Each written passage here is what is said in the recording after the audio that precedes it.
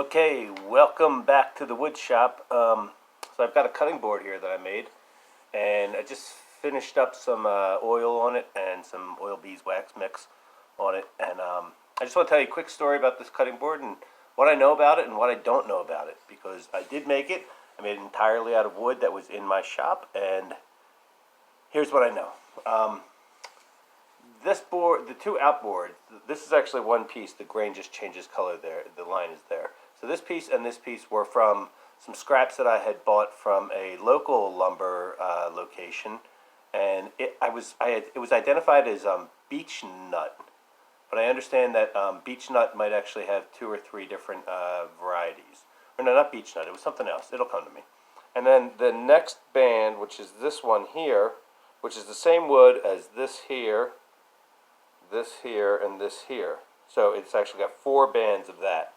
That is from my log pile outside, and I have identified two different types of wood in my log pile, and one I'm pretty sure is red oak, and the other one I don't have any idea what it is. And that's what this wood is. So it's a log. I have a couple other samples of it. If somebody knew more about wood, they'd be happy to look at it. So it represents 1, 2, 3, 4 pieces of that. And then the next one, this nice red color one, is the same as this one here, and that is from my log pile. It's the one I call red oak.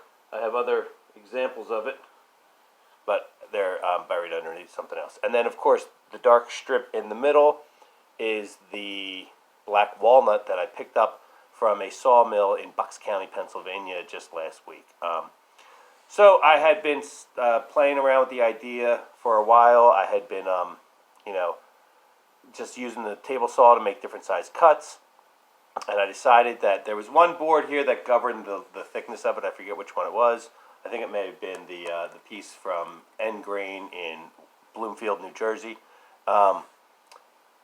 This dictated the thickness of the whole piece, and there was multiple glue ups. I glued it up like 2 or 3 times because it kept dividing. There still is a massive imperfection in the glue up right about there. Not sure if you can see that or not. I'm not sure if you can see anything now. Yeah, see, that's a crack right there. So that's really bad, and it goes to about here. It shows up on both sides. But let's look at what is good about it. It's got a nice texture. It's not perfectly smooth. It's got a little rise there in the middle, little bump. It's a little smoother down here than it is here. On the other side, a little bumpy. Nice and smooth though. So it's been finished fairly well. Not bad for using just sandpaper. And I don't have a thickness planer. I did use the power planer, but that left some tool marks. In fact, there's one here. I'm not sure if you can see that or not, but it leaves tool marks on the edge of the board if you're not safe with the way you take it off. See that little indentation there, which kind of looks cute, but it's just only one all by itself. That's from the power planer. That's a Makita handheld model. The ends are rough. They're not perfect, that's for sure. It's got a little bit of a bump and a rise there, and on the other side the end is actually even a little rougher. It's got like an actual step right here. But you know what? It's rough. It's tumble. I noticed after the initial glue up that there was a piece of the wood. One of the boards actually had a chip missing from it, so I filled that chip right here with some wood glue and sawdust, and I'd say I used too dark of a sawdust for that because it's really dark. But that was a big missing piece. And yeah, if you look closely, you'll find cracks. Here's the main crack right here. There's other cracks. There's a couple leader cracks up here. And I've figured out ways to beat those cracks because, honestly, I watched an excellent video last night on making cutting boards, and it spoke about using your straightest board in the middle and then having the cups go this way. And I didn't know anything about that, so when I glued it up, I had these little anti-cups out here, which were just a hot mess, and the clamps couldn't close it no matter how hard I squeezed. So there's the board.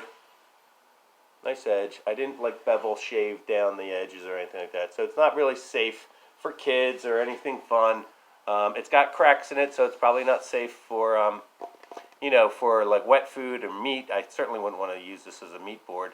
And then also, I've learned that some of these woods, some have toxicity to them, but some just accept the juices, so that if you were cutting like colorful vegetables like beets on here, then this board would probably stain more easily because of the unknown woods and the unknown variables there. Certainly the piece in the middle isn't going to really stain. It's black walnut. We make lots of cutting boards out of that. But yeah. So here we go. But I'm going to try and make a deal with a guy next week and get myself some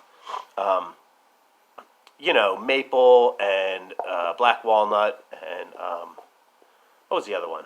There's a couple other ones that are like top of the list for cutting boards. I don't really have a dog in the fight. I would like to have some color options, some variations, but even just tones of like natural wood grain is good by me. So here's the cutting board.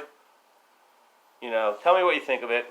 Tell me how you'd, I got to make a lot of these and price them out. I'm thinking like for the final product, my product line, the edges will be a little rough.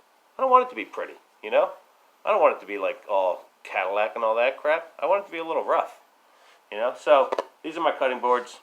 Peace out.